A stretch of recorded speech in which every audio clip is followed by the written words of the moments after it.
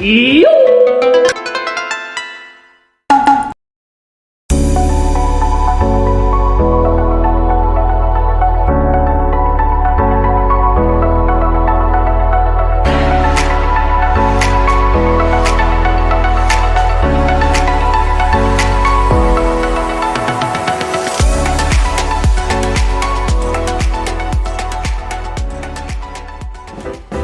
guys, welcome back to the show. This is your host Ed Minling, and today I'm with Mr. Scott Shimamoto, right? Hey, so man of legend.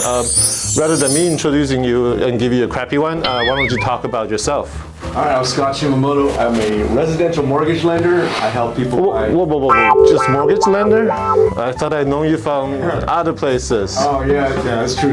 Well, I didn't know we were going to talk about that, but let's talk about it, because that's the fun part of my life. That is fun. I'm a stand-up comedian. I used to be a rapper. I do some acting. A rapper too? Yeah, I used to be a rapper. That's crazy. I saw some of your shows and stuff like that. Actually, I got to know Scott at one of the ARIA events. Pretty interesting. So funny, like, you know, get everybody cracking, right? Yeah. So talk about your stand-up comedian life. Hear the rap first? Yeah, sure. Drop a quick one.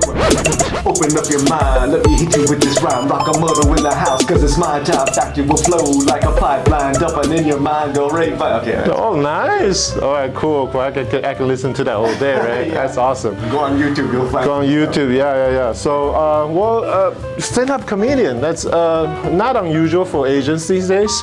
There's more and more stand-up comics out there that are Asian, and funny ones too. Yeah, a lot of good ones out there. Seen a few ones that have Netflix special and stuff like that. Wow. What got you into this? Because I failed as a rapper. Nice. When I was younger, I had to make a decision. Do I rap or do I try to go for stand-up comedy? At the time, I was like, well, I gotta try the rap first because, you know, I was younger. Well, how long ago was that? Oh, that's way back in the day. This is back in the... Wow, it's back in the 80s. Because there's many Asian comics out there. There's not a lot back in the days, right? Not too many. There was like Pat Morita was out there. That's right. That's way back in the day. And Jack Sue, he's way back in the day too. Okay. And like in the 80s, it was a guy named Henry Cho. Remember that guy? Yeah. Korean American guy from the South. So right. Looked like us, right? Talk like this. Funny guy. He was, he's pretty famous. He's like a Tonight Show and all this. Right. And Margaret Cho. Of course. And now, starting to get bigger and bigger. Like, well, if you call Filipinos, if you call that Asian, Pacific Islander. Yeah, that's right. I only got a few. I actually watched, this guy, Joe Coy. Yeah, it's so funny. Yeah. He's super funny. But well, who inspired you? Aside from all those Asian comedians. Richard Pryor. Richard Pryor, he's awesome. He's so funny. When you talk to comics, any comic, just about probably 90% of them are going to say Richard Pryor. That's right. I like George Lopez. Sure. I like Margaret Cho. I like any comics. Ralph May. Oh, sure. So they all have different styles and different ways of looking at the world and smiles on people's faces. We can all use a little more positivity, right? Yeah, for sure. Well, interesting. Well, now that we're talking about it, I mean, as a kid, an Asian kid growing up, wanting to be a stand-up comedian, I can't imagine that being easy. It's not. Because like you go to a club, like you go to Ice House a lot. Yeah. When I was younger, and I would see these guys, and I'm so amazed. Right. Oh my God, these guys are so funny. And then you're like, how do you start? Right. How do you get into stand-up comedy? Right. Was there somebody kind of show you the way? Like, just kind of... Took a class. Okay. Took a class at the Ice House. I remember they had those like online courses that'll kind of get a bunch of people over there. It's kind of like a comedian version of the Toastmaster a little bit. Yeah, they have those now, but when I did it, I've been doing this for 16 years now. That's a different era. Yeah. Nice. But so I took a class. Can I say the name of my instructor? Yeah, that's fine. Yeah, so Bobby Oliver was my first instructor. Bobby Oliver. Yeah, she's nice. She does classes for beginners. Okay. And then I took a class with my buddy Rudy Moreno. This guy's been on the George Lopez show. Oh, okay. He's on, he's been on the You know Gabriel Iglesias, Fluffy? Oh, sure. Oh, yeah. He's been on Fluffy's Revolution. Okay. So he's like a big time comic and producer. Okay. And we call him the Godfather of comedy. Nice. I took his advanced class. And Okay. Just, you know, you're learning comedy every day. Right. And when I'm watching comedy, I'm not just listening to what they're saying. I'm also watching how they perform, and you know, not that I'm going to copy their style, but Right. you have to understand what makes somebody more popular than other people. You know, why are people laughing at this guy? How does he go about his business? You know, if I'm at the club or something, I'm watching how they, you know, handle themselves before the show too. Right. So all that comes into play. It's so interesting. I mean, it's a completely different perspective. I mean, we see stand-up comedians, you know, on the stage just being funny and stuff like that, you know. But it's like that movie, 8 Miles. You know, you got to be a rapper. You got to be working on your stuff, right, at all times. At all times. So do you find yourself at different times just kind of jogging down little things? Oh, I got to write this down. It's funny. I don't want to say every comic, but most of the comics have what they call joke notebook. Yeah. And so, you know, something, you know, flashes out there, you think it's funny, like that. Next door, there's that fertility clinic. I'm looking at what picture that, and I might try and turn that into something. But so some people just write it on a notebook, right? And so I can't read my own writing, so I email myself because I'm also Asian, so we gotta be tech savvy, right? Yeah. So I have probably, I don't know, there's probably 2,000 like little ideas. Wow. In like I emailed to myself, so I could go in that subfolder, and if I'm stuck, I could just look at all these different ideas. At the time of the day, gotta be efficient about things. Well, let's talk about the very origin of it, right? Do people think you're naturally funny when you were a kid, or because like people say that, hey Edmund, you're funny all the time, but I think they meant funny looking. Different. Yeah. So okay, this is crazy. Yeah. Okay, so I grew up in Rosemead. Oh, sure. Actually, South St. Gabriel, but nobody knows where South St. Gabriel is. I was about 3 houses away from Rosemead, so South St. Gabriel, that's where Rosemead. Just kind of include yourself and say, yeah, I'm part of the Rosemead. There you go. I see what you're doing right there. So, you know, obviously in Southern California, a lot of Latinos, right? Right. So, my Latino friends that I'm playing, you know, I'm in Boy Scouts with and playing baseball, like they like to talk smack, you know. Like, oh yeah. You know? You gotta. It's a self-defense mechanism. Yeah. It's activated. Nice. Yeah, and it's not like, you know, it's not mean. It sounds, if you're like on the outside, you don't understand it. Like, oh, these guys are mean or whatever, but they're not. They're it's just like a sport. You know? Right. Yeah, that's right. It's part of the culture. You know, I used to get that a lot. Well, not that I think of it, they were making fun of me. Yeah, but if they're not making fun of you, that means they don't like you. Nice. I had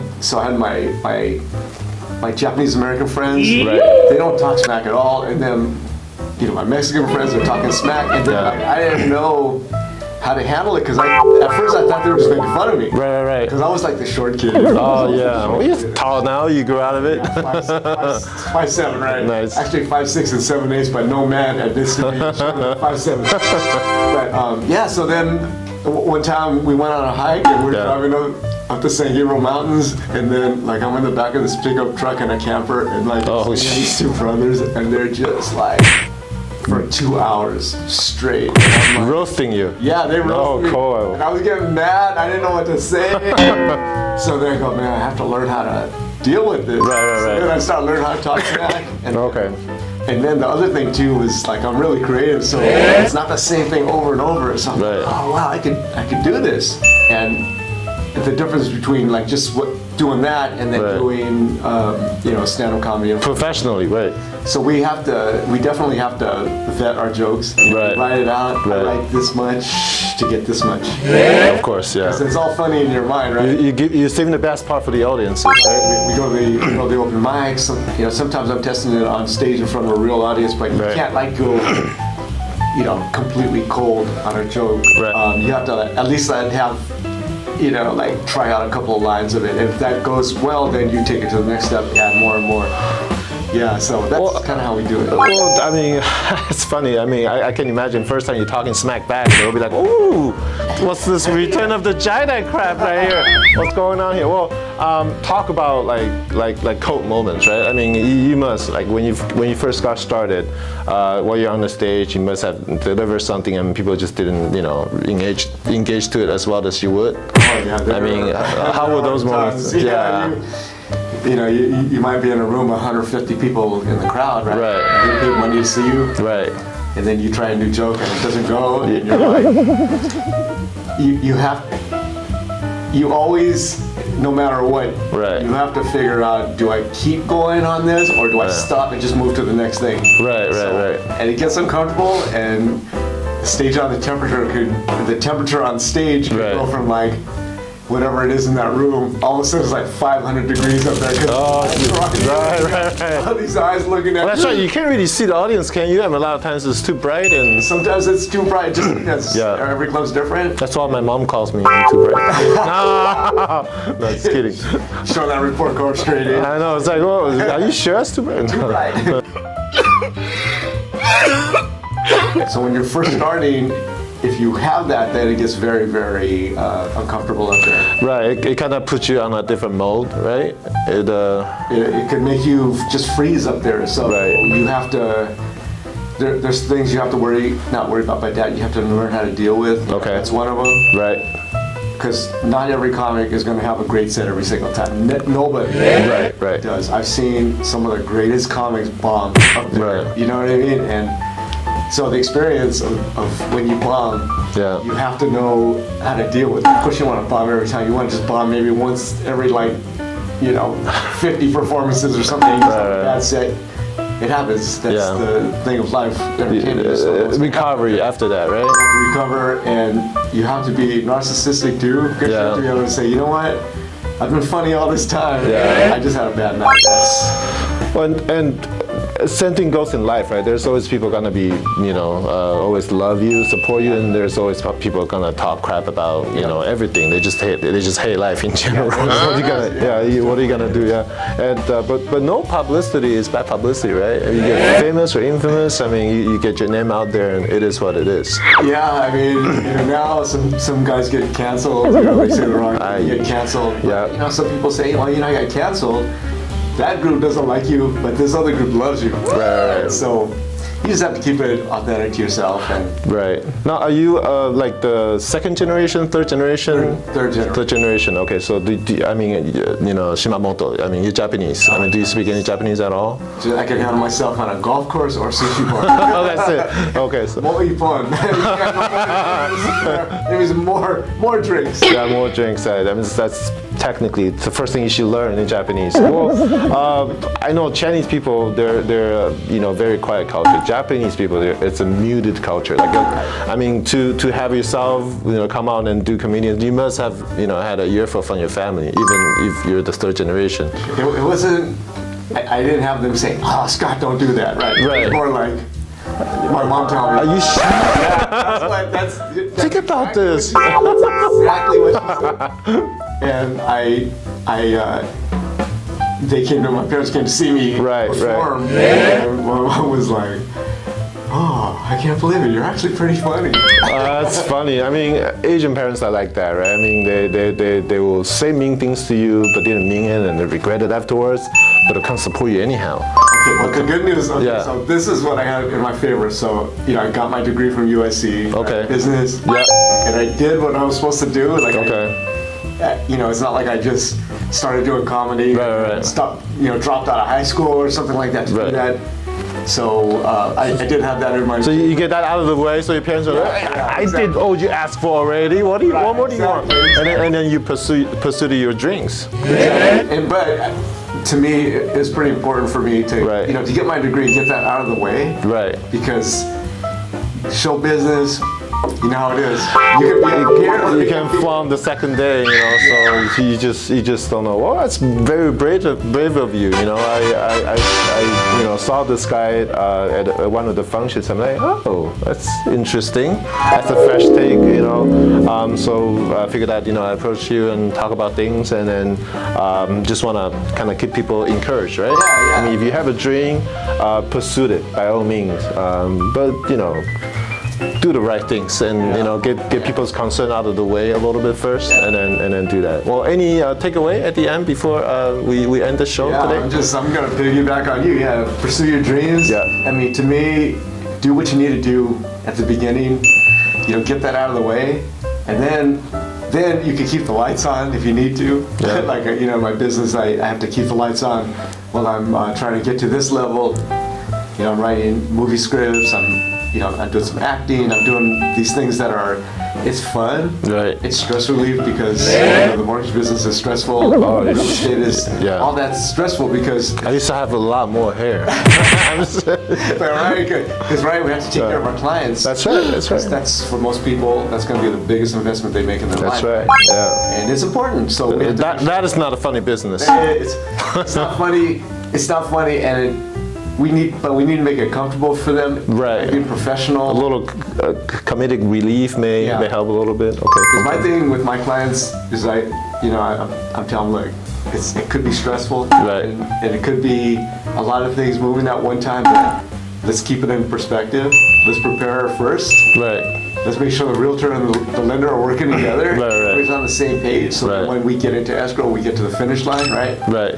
And if I can relax them, it's going to be much better. Because do you actually tell them that you're a comic? I tell them all the time. Oh, okay. They were like, "Hey, funny guy." Yeah, actually. my motto in lending is, "Your deal is no joke to me." Well, be positive. Pursue your dreams and work your ass off. If anything, yeah, right? exactly. Yeah. Exactly. You just prepare.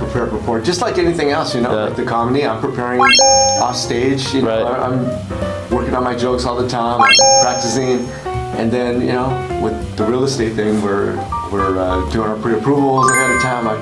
So when we we get an escrow, everything's done. Right. Be prepared, exactly. Be ahead of the game, if anything, right? But pursue your dreams. Definitely pursue your dreams. Absolutely. Well, like you only live once. You only live once. Pursue your dreams for sure. Well, Scott Shimamoto, and then thank you for being on the show. Yeah, thanks. And where can people find you? On Instagram, Facebook, YouTube, right? I'm on all the platforms, so you can Scott Shimamoto. Look him up. Yeah, and you're gonna start doing some short reels too, right? I'm starting to do that. Look out for that, guys. Well, thank you for watching the show. This is your host, Edmund Lin. We love you. Remember to hit that like button and subscribe, okay? We'll see you next time.